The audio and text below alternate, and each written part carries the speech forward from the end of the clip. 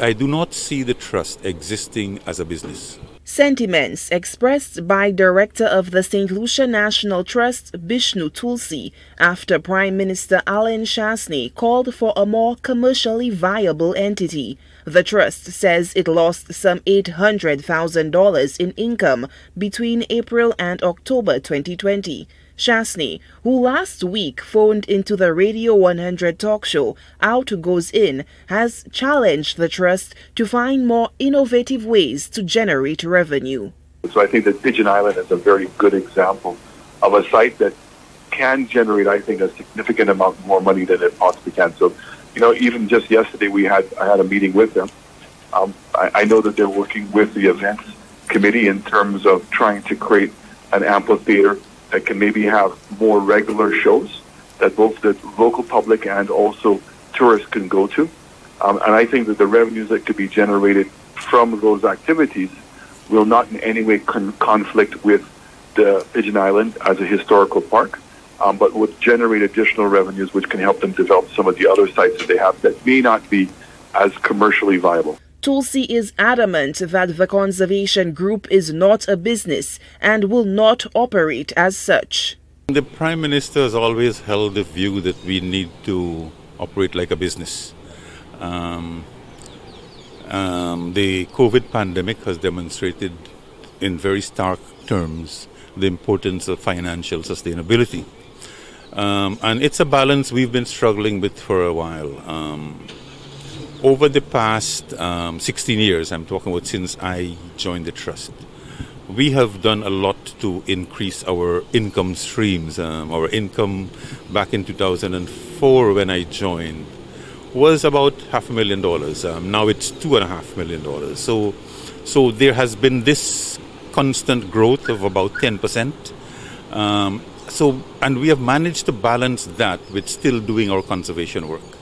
According to the director, the trust is expecting a not-so-merry Christmas as a result of the pandemic-induced economic downturn and the termination of the state-backed subvention of $700,000. The trust has no choice but to lay off staff. We are looking at restructuring the organization. We will become a smaller organization.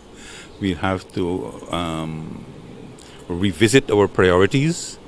That process is still ongoing. Whether our priority will be becoming a business or staying as a heritage organization is a decision we still have to make.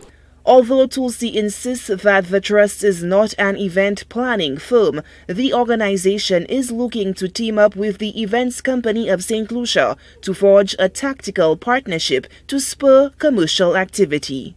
If we are to go in the direction of events planning, then we lose our focus.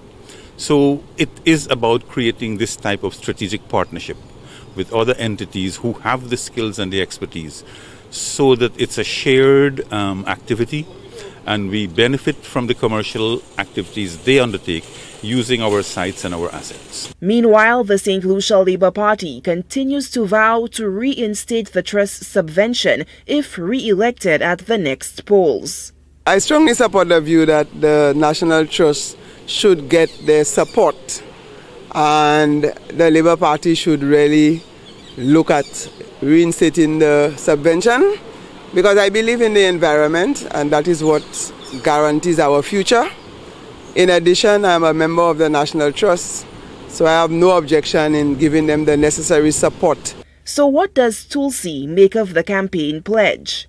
It shows that they are thinking right. It shows that they understand the importance and value of heritage. And maybe that statement alone makes me want to hope for certain outcomes, in the future. But I'm pleased that at least one of the major political parties in St. Lucia sees the value of heritage and sees that taxpayer funds invested in heritage conservation is in fact a good investment. UWP supporters have labeled the trust as political actors. Despite the criticism of the organization, the trust has remained steadfast on issues of national heritage and conservation. Solange Alfred, HTS News Force.